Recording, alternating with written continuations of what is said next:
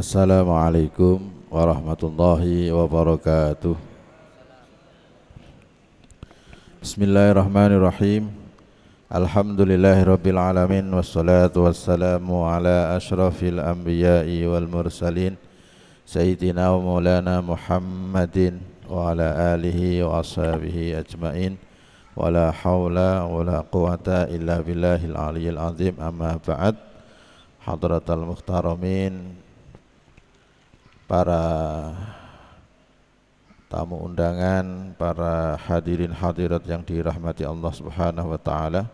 Wabil akhas Al Habib Ali Zainal Abidin Al Jufri beserta keluarga, yang semoga Allah Subhanahu wa taala senantiasa memberikan rahmatnya, memberikan taufiknya, memberikan kesempatan bagi beliau untuk bisa istiqomah bersolawat bareng di masjid ini. Amin ya rabbal alamin. Diberikan kesehatan, diberikan umur yang panjang sehingga dapat menemani kita di malam-malam di Masjid Al-Falah ini. Amin ya rabbal alamin. Langsung saja kami akan menyampaikan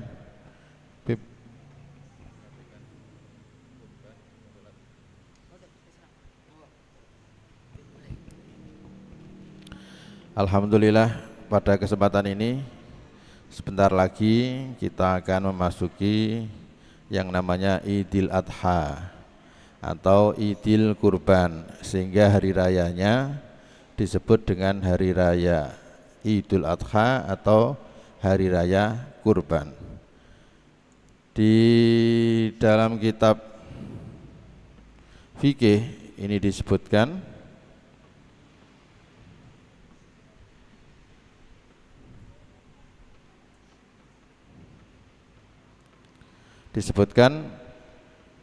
faslun al-udhiyatu sunnatun. Jadi tema kali ini saya akan menyampaikan masalah kurban, ya.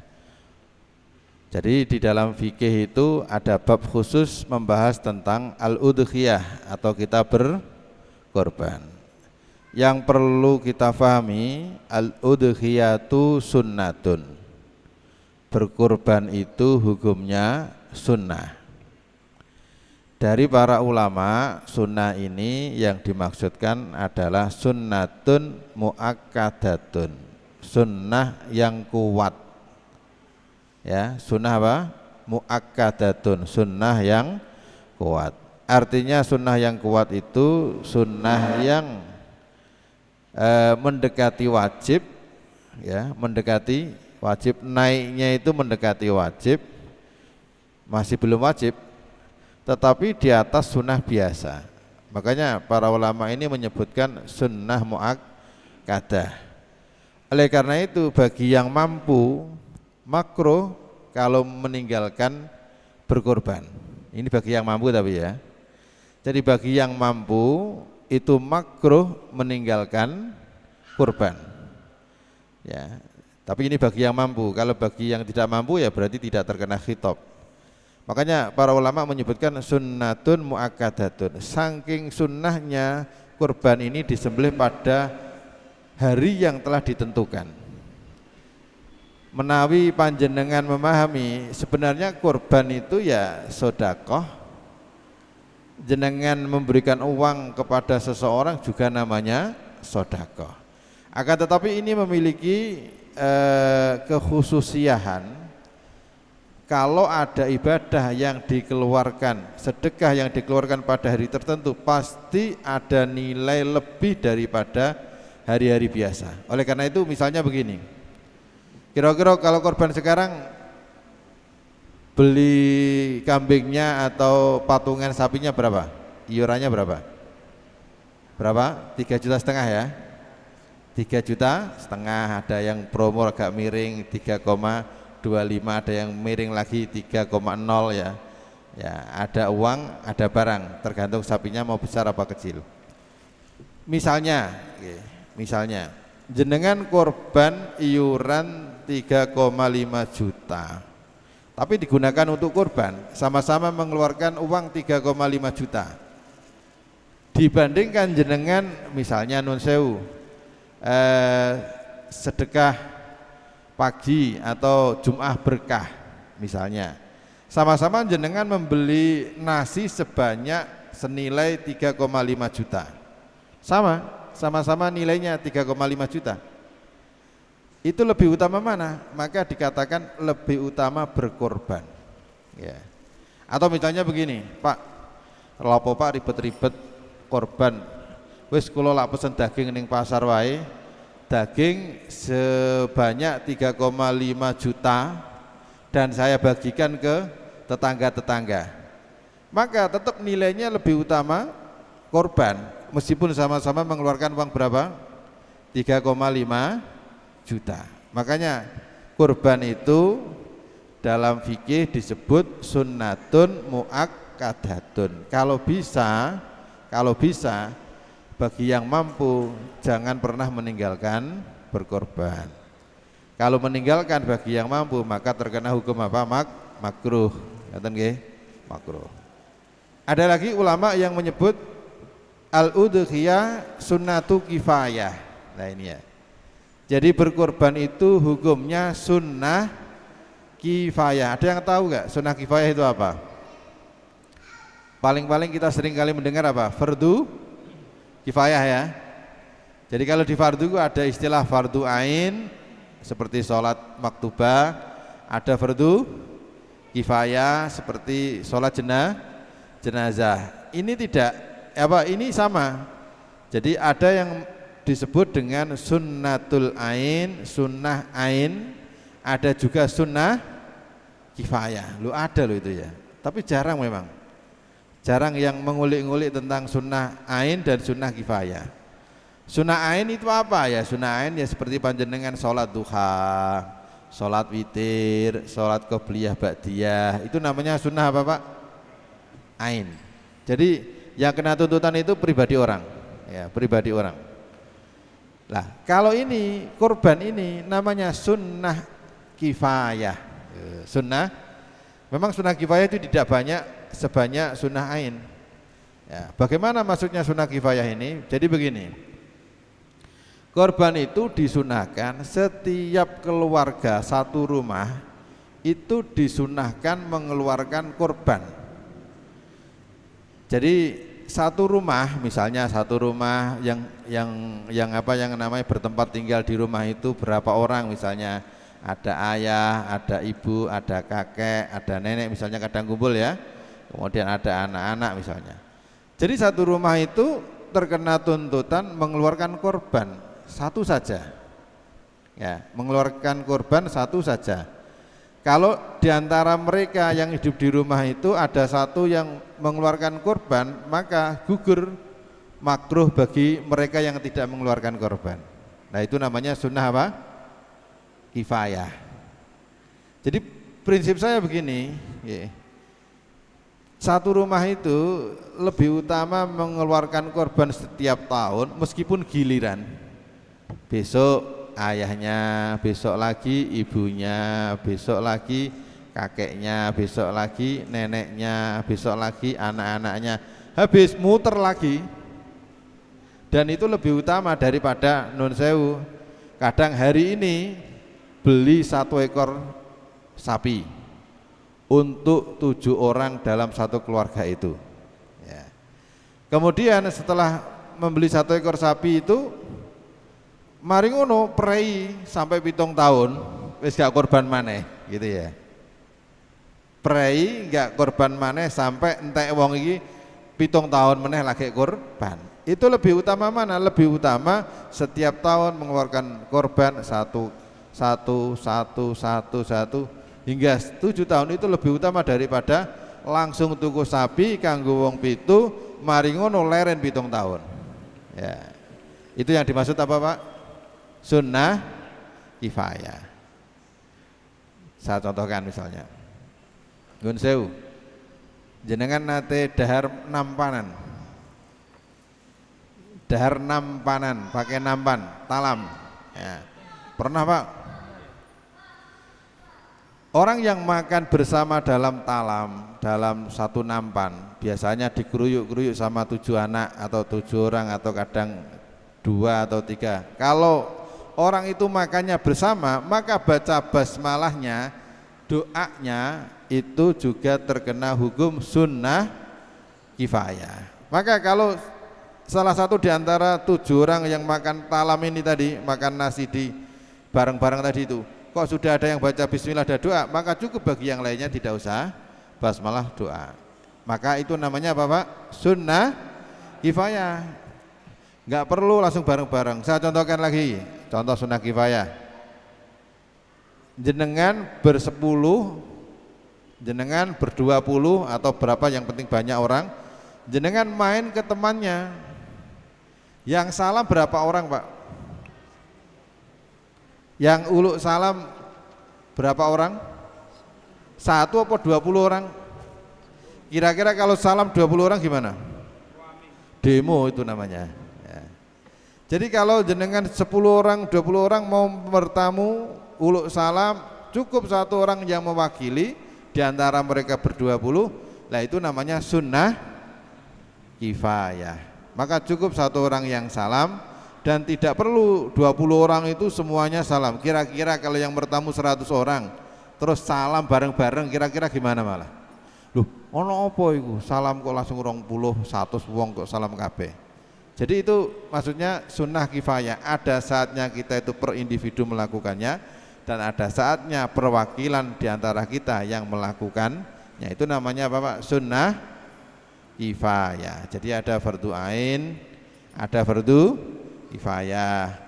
Ono sunnah ain, ono sunnah kifayah. Bahkan nun sewu, kumpul suami istri, ini gak bagi yang ini ya, yang masih kecil ya, kumpul suami istri, ketika doa, memanjatkan doa kumpul suami istri, itu cukup suami ya, misalnya 2 ya boleh, tapi yang cukup 1 sudah cukup, karena diantara itu doa itu juga namanya sunnah kifayah ya, gitu. Sunnah kifayah, sesuatu yang sifatnya kifayah, maka kalau dilakukan oleh salah satu, maka yang lainnya gugur ya, enak tak? Jadi kurban ini tadi saya sampaikan, yang penting setiap tahun bagi yang mampu mengeluarkan kurban, jangan langsung seekor sapi belum, habis ini 7 tahun berhenti enggak kurban lagi. Jadi itu namanya tidak istiqomah. Karena istiqomah itu yang penting kita berkorban, meskipun wedhus-wedhus cilik regane 2.500 atau wedhus regane 3.000, yang penting setiap tahun kita bisa korban, maka itu dikatakan istiqomah, daripada kita langsung tahun ini beli 1 ekor sapi, setelah itu kita berhenti selama 7 tahun. Itu namanya tidak istiqomah, gitu ya. Jadi itu korban. Kemudian sampai sini mungkin barangkali ada pertanyaan, biar tidak sulit untuk mengingat-ingatnya. Ya, 1 poin, saya buka ruang tanya jawab, monggo. Pertanyaan Ustaz, ini ada satu perempuan, ibu rumah tangga, dia punya suami, dia niat berkorban. Pertanyaannya, bolehkah korban ini dia niatkan, si perempuan ini niatkan untuk sekaligus untuk sekeluarganya, sekaligus suaminya dan putra-putrinya. Itu pertanyaan boleh atau tidak, maksudnya karena ini uang dari hasil tabungannya si perempuan sendiri, seperti itu. Terima kasih. Berarti ini si istri menabung uang-uangnya si istri sendiri, kemudian beli kambing 1 ekor untuk banyak orang, ngeten nggih, sekeluarga, lebih dari 1 ya. Nah, jadi kalau aturannya fikih memang iya, memang aturannya fikih itu kalau kita berkorban, memang 1 ekor kambing hanya boleh untuk 1 orang, niatnya untuk 1 orang, gitu ya. Jadi nggak boleh dirangkap untuk banyak orang, kecuali itu memang hartanya rakyat. Ini seringkali saya sampaikan ya. Jadi yang disunahkan korban itu tidak hanya personal orang, tapi pemerintah juga sunah mengeluarkan anggaran dari APBN untuk dijadikan korban, dan korban ini atas nama rakyatnya kemudian disalurkan lagi kepada rakyatnya. Itu sunah Bib. Kalau itu boleh Bib. Seperti Kanjeng Nabi itu seringkali berkorban untuk umatnya Nabi Muhammad, tidak ditentukan kepada siapa. Tapi itu sifatnya yaitu harta yang kalau di sini Indonesia ya berarti APBN atau APBD. Makanya di pemerintah Pemkab Tuban itu sunahnya mengeluarkan atau menganggarkan beberapa ekor jangan kambing lah ya, kurangan ya. Beberapa ekor sapi atau bahkan unta kalau bisa mendatangkan. Kemudian itu dijadikan korban dan dikorbankan atas nama masyarakat Tuban. Nah, kemudian itu disalurkan kemana? Ya tetap nanti disalurkan kepada masyarakatnya lagi. Dan itu hukumnya apa? Sunnah. Dan itu tidak untuk personal, tetapi untuk jamaah, untuk bersama-sama rakyat Tuban. Nah, jadi itu sunnah itu. Cuman saya kurang tahu itu biasanya. Saya melihat itu masih secara personal pribadi orang ya. Atau non sewu kadang ya dari apa ya? Di lingkungan pemerintahan itu ditarik, ayo monggo sing korban dijadikan satu kemudian disalurkan. Bukan begitu. Kalau itu yang jadi korban ya pribadi. Jadi ini memang disunahkan untuk menganggarkan dari dana APBN atau APBD, dari kemudian itu diatasnamakan kepada rakyat Tuban dan tetap disalurkan kepada rakyat Tuban. Dan itu hukumnya sunnah. Tetapi kalau untuk personal orang, tadi ada si istri punya tabungannya sendiri, kemudian dia beli 1 ekor kambing untuk 1 keluarga, itu belum mencukupi. Tetap harus istilahnya apa ya, harus untuk 1 orang Bib. Makanya kalau seringkali saya dapat pertanyaan begini, Pak, bagaimana hukumnya arisan korban? Ya, ada yang pernah enggak ini? Ada yang pernah tahu atau pernah melakukannya enggak arisan korban? Paham enggak arisan korban? Arisan korban itu ya arisan, kemudian tapi sistemnya itu setelah dikumpulkan jadi satu, ini tidak khusus untuk 1 orang. Ya, kalau seperti ini nggak boleh, kecuali kalau memang begini. Kalau sistem arisannya begini, misalnya ada 10 orang, iurannya 1 juta misalnya, ya 1 orang nanti dapat siapa misalnya begini, ada 3 orang, iurannya 1 jutaan, dapat uang 3 juta kan? Dapat ini dijabut, ini undiannya dapat si A. Nah, si A mendapatkan 3 juta ini, kemudian dia belikan ekor kambing dan untuk pribadi si A ini, maka boleh. Tetapi kalau untuk bersama ini nggak boleh. Seperti halnya yang dulu pernah ada di sekolah saya, ada tarian untuk korban ya. Sekelas itu iuran atau bahkan sekolahan itu iuran, kemudian jadilah 3 ekor kambing misalnya, maka itu dibuat korban. Enggak korban itu namanya, itu tetap jadinya apa, sedekah, tapi itu tetap bagus ya, karena untuk melatih bagaimana anak itu besok kalau sudah besar bisa terbiasa untuk korban. Jadi itu namanya latihan ya, jadi itu namanya latihan, itu belum disebut korban, tapi itu tetap bagus untuk melatih anak bisa berjiwa apa namanya, sosialnya tinggi nanti. Ibaratnya begini, ada anak belum kuat puasa, akhirnya dia puasa beduk. Lah kalau kita cari dalilnya ya nggak ada puasa beduk itu, tapi fungsinya apa? Itu untuk latihan saja. Karena anak kecil kalau disuruh puasa mulai awal sampai maghrib dia terlalu berat, maka dia harus dijajal, dilatih. Setelah zuhur beduk maka dia boleh makan, besoknya kuat lagi sampai asar, besoknya kuat lagi sampai penuh maghrib. Itu latihan. Jadi itu namanya fikih dakwahnya begitu. Jadi seperti ada iuran korban anak-anak di kelas itu namanya fikih dakwahnya memang begitu. Kalau anak-anak enggak dilatih seperti itu, nanti kalau sudah dewasa kaget apa itu. Makanya dilatih sejak dini. Kira-kira begitu, Bib. Jadi 1 ekor kambing untuk 1 orang. Ini kemarin kan sempat tersebar beberapa video dari entah itu YouTube entah itu WhatsApp.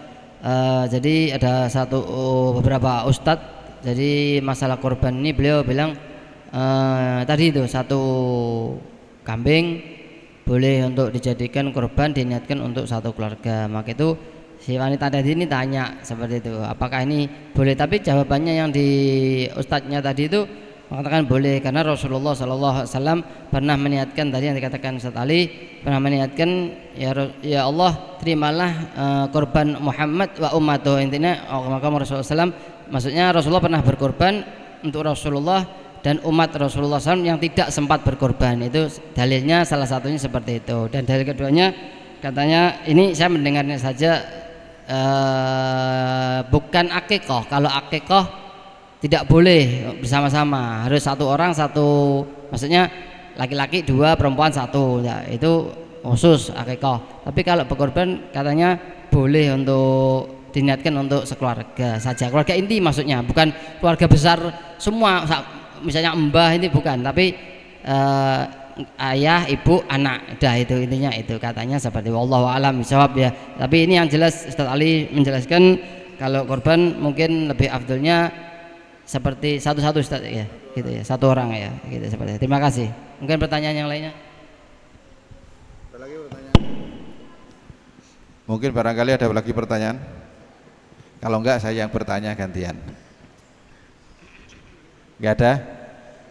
Pernah ada orang yang bertanya kepada saya begini, Pak, bagaimana hukumnya daging kurban itu diserahkan kepada non muslim? Ya ini marak ini loh ya. Ya. Ini saya tanya kepada jenengan, kira-kira boleh apa tidak? Daging kurban diserahkan kepada non muslim. Itu marak itu. Ya. Kira-kira boleh apa tidak ini? Boleh? Ya. Oh, yang jawab jenengan yang menjelaskan ya. Jadi begini, saya pernah sempat itu ditanya begitu. Memang di lingkungan kita ini lingkungan yang majmu', ya. Kalau di mazhab Syafi'i yang mazhab itu mazhab yang standar, artinya pendapat yang standar, itu memang tidak diperkenankan daging itu diberikan kepada non muslim. Jadi betul-betul daging itu boleh diserahkan hanya kepada orang-orang yang muslim. Ini pendapat standar, saya sampaikan pendapat standar ya. Oke. Kemudian kalau kita melihat kondisi di lapangan, kalau kita mengatakan pendapat standar gak boleh, kayaknya panitia-panitia ini pada bingung gitu ya. Pak, lah ini acara masjidnya satu RT, kemudian sosialnya juga sosial satu RT satu RW gitu ya. Nanti kalau nggak dikasih terus bagaimana? Nah, kira-kira nun sewu, kalau ada tahlilan, kondangan, ada berkatan lebih, kemudian diberikan kepada fakir, diberikan kepada non muslim, boleh apa tidak? Boleh ya. Karena memang kalau kalau berkat kan nggak ada hukum khusus seperti halnya di korban. Jadi begini, saya pernah membaca di kitab Al-Majmu'. Ya, Al-Majmu' itu caranya kitab muhadzab, itu lumayan gede ya. Ada yang kalau di jilidnya itu kira-kira 20 jilid atau bahkan lebih, tinggal lihat cetakannya. Jadi ternyata di mazhab Syafi'i itu menyerahkan daging kurban kepada non muslim itu diperbolehkan gitu ya, diperbolehkan. Tetapi dilihat dulu korban itu korban wajib apa korban sunnah. Jadi korban itu dibagi dua, ada korban wajib, ada korban sunnah. Maksudnya gimana korban wajib itu? Korban wajib itu korban yang dia berkorban dengan niat nadar, maka jadinya wajib. Jadi kalau jenengan korban kok dibarengi nadar, wah saya bernadar ya ingin berkorban 1 ekor kambing misalnya, maka 1 ekor kambing itu hukumnya wajib dibuat korban. Kalau wajib dibuat korban, kalau menurut mazhab di kitab Majmu' tadi itu, maka yang tidak boleh diberikan kepada non-muslim itu kalau korbannya korban wajib. Kalau korban sunnah masih boleh. Ya, bisa difahami ya. Jadi di masyarakat besok pasti seringkali ada pertanyaan, misalnya ya, ini RT-mu piro jumlahnya gitu kan. Biasa RT-mu piro jumlahe? Oh, jumlahe iki 70. Wis pokoke kuwabe entuk. Mbah muslim, mbah non muslim entuk kabeh gitu ya. Jadi kalau pendapat ini memang diperbolehkan tapi yang sunnah. Jadi nanti makanya kalau nun sewu di panitia itu kalau memang ada orang yang menyerahkan korban tapi korbannya itu wajib, sebaiknya disendirikan. Jangan dicampur ulet dengan korban-korban yang sunnah. Kalau yang wajib itu memang rada ketat ya. Sebagaimana kalau panjenengan saya tanya, kira-kira barang zakat itu boleh enggak diserahkan kepada, boleh enggak disalurkan kepada non muslim? Zakat. Jawabannya tidak boleh. Karena apa? Sama-sama wajib. Jadi sesuatu yang sifatnya wajib harus kembali kepada muslim.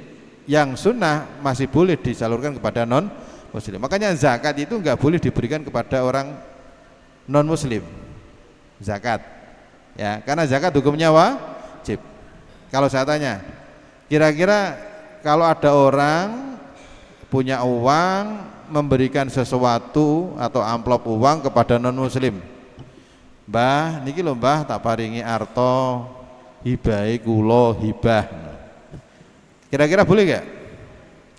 Mbahnya tadi non muslim boleh, karena sesuatu yang sifatnya sunnah baik sedekah maupun hibah maupun hadiah itu kepada non muslim itu hukumnya boleh. Tetapi kalau wajib berarti namanya zakat ya, berarti tidak boleh. Begitu juga korban, kalau korban itu sunnah itu masih boleh, tetapi kalau korban itu wajib berarti tidak boleh. Kalau kita lanjutkan lagi, bagaimana dengan akikah? Sama, kalau akikah itu akikahnya wajib, orang itu nadar, aku lah bojoku lahiran, aku nadar akikah, berarti akikahnya jadi wajib. Kalau wajib berarti nggak boleh disalurkan kepada non muslim. Tapi kalau akikah itu sunnah berarti boleh disalurkan kepada non muslim. Makanya kalau misalnya barangkali besok ada korban yang sifatnya wajib, maka sebaiknya disendirikan.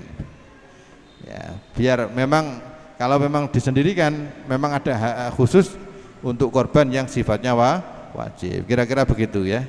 Terima kasih. Mungkin barangkali ada pertanyaan lagi? Pertanyaan? Nggih, monggo Bib. Pertanyaan yang lain silakan. Bab lain mungkin sholat jamaah atau apa qadha apa silakan. Silakan. Lagi selesai ini, waktunya sudah mendekati malam. Memang sebengi. Ndak. Ayo, monggo. Kalau enggak ada, saya tanya lagi loh ya. Ada enggak ini pertanyaan? Ya, silakan.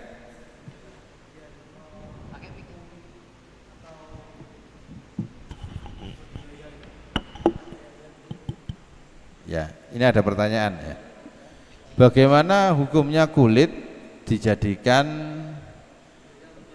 atau dimasukkan dalam include pembiayaan operasional penyembelihan atau operasional korban? Pokoknya cara gampangannya bagaimana hukumnya menjadikan suatu barang korban itu dijadikan modal operasional gitu ya. Ya. Jadi begini, jadi di dalam berkurban itu memang harus disalurkan kepada orang yang berhak.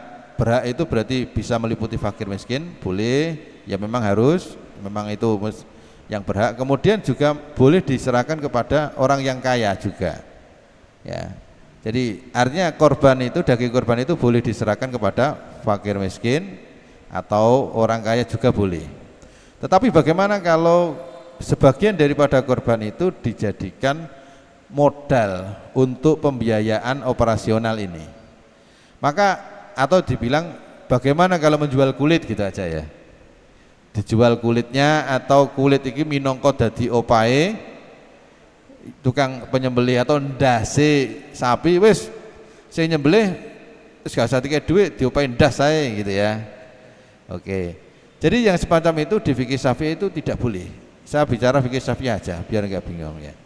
Jadi fikih Syafi'iyah itu tidak boleh kulit kepala itu jadi operasional pembiayaan dalam penyembelihan korban ini. Makanya di masjid-masjid alhamdulillah itu biasanya 3,5 juta misalnya. Ya, jadi 3,5 juta itu berarti memasukkan juga pembiayaannya. Ya. Ya, jadi biasanya kadang ada yang memerinci sapinya itu 3.300.000, biayanya operasional 200.000 misalnya begitu. Jadi masuk semuanya 3,5 juta. Ada yang memisah, ada yang tidak. Memang lebih baik itu memisah. Kalau di madzhab fikih Syafi'i yang standar itu lebih baik dipisah biar jelas. Tetapi kadang ada yang tidak. Kalau tidak ya diomongi, Pak, ini 3,5 juta ini sekaligus operasional, nanti entah berapa hasilnya sapi yang terbeli, sisanya ya berarti masuk di karena sulit loh ya, cari sapi yang dengan harga pas budget sulit loh. Misalnya saya mencari sapi yang harganya 2-3 juta tis, belum tentu dapat mudah loh ya, atau 21 juta tis, sulit kan ya, sulit itu. Kalau panitia disuruh gitu mending mundur ya. Ya, jadi makanya sifatnya lebih diumumkan aja. Dados 3,5 juta itu termasuk include di dalamnya adalah operasional. Nanti kelebihannya berapa yaitu operasionalnya. Lah, kalau kulit sapi dijual nggak boleh. Ya, kita fikir standar ya, kita nggak boleh. Pokoknya yang seperti itu jadi opahnya si tukang penyembelih tetap juga tidak boleh. Kecuali begini disiasati. Ini baru solusinya Pak ya. Tadi standarnya begitu nggak boleh. Siasati gini. Kulit ini bagiannya si A, si B, si C, ya. Ini bagian dalam jatah korban, bukan opah. Jadi kulit, misalnya diberikan si penyembelih, monggo. Kulit ini jatahnya si penyembelih, bukan jatah opah, tetapi jatah korban ini untuk kulit, untuk 3 orang ABC. Kalau sudah miliknya ABC, mau dijual terserah. Nah itu solusinya, caranya begitu Pak. Orang kok dari panitia langsung menjual. Kalau masih di tangan panitia berarti itu belum dimiliki. Kalau sudah diberikan kepada si ABC berarti dimiliki ABC. Mau dijual nggak apa-apa. Ya, itu solusinya agar kita itu tidak dianggap menjual barang korban. Terus kemudian yang perlu saya sampaikan lagi, ada perbedaan penerima korban itu yang fakir dan yang kaya. Kalau orang fakir menerima daging korban itu sifatnya tamlik. Tamlik itu tamaluk. Tamaluk itu memiliki. Orang kalau memiliki kira-kira boleh dijual apa tidak? Bebas ya. Tetapi kalau orang kaya, ya orang kaya mendapat jatah korban, misalnya, waduh, aku sugih, tapi kok untuk jatah korban sampai 5 kilo. Soalnya untuk kokono, kan boleh. 5 kilo itu, wah aku kakean mengedaki sama ini. Wis sak kilo tak pangan, tak masak, sing sisane tak dolai lumayan. Daging larang 400.000. Ya. Ini enggak boleh. Orang kaya menjual daging korban yang ia terima itu enggak boleh. Tapi orang fakir menjual daging korbannya yang ia dapatkan itu boleh. Bedanya itu Pak. Kenapa? Kalau orang kaya itu sifatnya doif, seperti tamu. Dia hanya boleh makan tapi tidak boleh menjual. Tamu kan begitu ya. Sebab saya tanya, jenengan kalau bertamu disugoyo apa wae, dihabiskan boleh enggak? Dintekno santai-santai boleh ya? Terus kalau misalnya sampai jadi tamu karena suguhane wake sampai nggawa karung lebokno kabeh, mau gawa mulih, oleh enggak? Enggak boleh. Ya, aturannya enggak boleh kecuali minta izin. Ya kira-kira seperti itu. Bisa dipahami ya? Mungkin ada lagi terakhir? Ada? Yang belakang monggo. Kalau mungkin barangkali ada. Kalau enggak ada, terakhir saya sampaikan bahwa korban itu boleh dengan hewan jantan, boleh dengan hewan betina. Nah ini saya sampaikan di sini. Nanti kalau ada panitia, loh wedhusmu kok wedok, mau gorene, mau aku wis gawean korban gak sah, nah jangan, tetap diterima. Jadi korban itu boleh jantan, boleh betina. Dalam bib. Kalau kowelnya sudah, maksudnya kadang kan ada yang betina nggak mau bib. Korban kok wedok, sesuk lah ditunggangi gak kuat itu. Ini bukan masalah tunggang-tunggangan ini ya. Jadi korban pakai perempuan, betina boleh loh Pak ya. Jangan ditolak ya, kalau ada mau korban silakan. Kalau ditanya lebih utama mana, betina sama jantan, tetap jawabannya jantan. Tapi kalau betina boleh. Dan ini ada pertanyaan lucu. Ya. Saya pernah jadi panitia, didatangi orang. Pak, kula ningali daftar korbane pun sinten mawon? Lanang lah. Oh, lanang sedoyo Pak. Lah niki sing badhe korban wedok ya Pak. Lah terus benjing lah teng akhirat niki pas numpak sapi lah bojoku wedok dhewe kabeh sing 6 lanang kabeh. Terus tak digoroyokan piye Pak? Aku gak sedo melu korban. Lho ada yang semacam itu ada gitu. Jadi karena memang patungan sapi sudah 6 orang, ternyata laki-laki semuanya. Dene golek sing wedok-wedok. Akhirnya dene mau mengajukan istrinya itu didelok lah kok pesertane kok lanang kabeh lah bojoku lah wedok dhewe. Sebelane akhirat lah numpaki sapi karo wong lanang-lanang liya repot niki Pak. Jadi jangan enggak usah mikir ke situ. Pokoknya korban ya korban gitu aja. Mbah niku patungane wong lanang wong wedok mboten usah urusan. Sebenarnya akhirat urusan akhirat. Ngoten niku ya dipermasalahke. Nggih. Jadi sebenarnya enggak masalah. Lanang wedok kumpul dalam satu patungan satu ekor sapi, niku mboten mboten masalah besok iku digoncekno karonan wong lanang-lanang liya mboten enten urusan niku. Ngoten nggih. Sekali korban jenengan lillahi taala pasti Allah akan memberikan yang terbaik. Demikian yang dari kami sampaikan. Semoga ada manfaat dan gunanya dan kita selalu diberikan istiqomah. Amin ya rabbal alamin. Wassalamualaikum warahmatullahi wabarakatuh. Waalaikumsalam warahmatullahi wabarakatuh.